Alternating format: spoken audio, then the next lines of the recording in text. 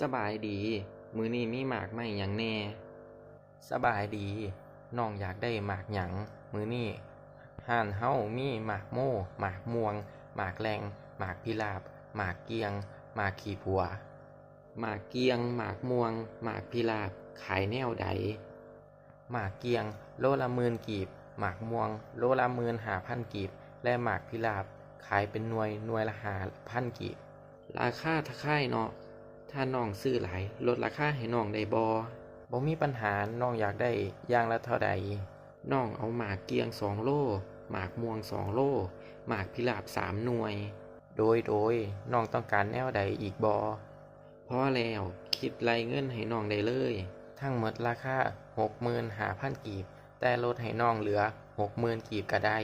ขอบใจหลายเด้อขอให้มันหมานเด้อขอบใจหลายๆเด้อที่มาอุดหนุนร้านของเฮาโชคดี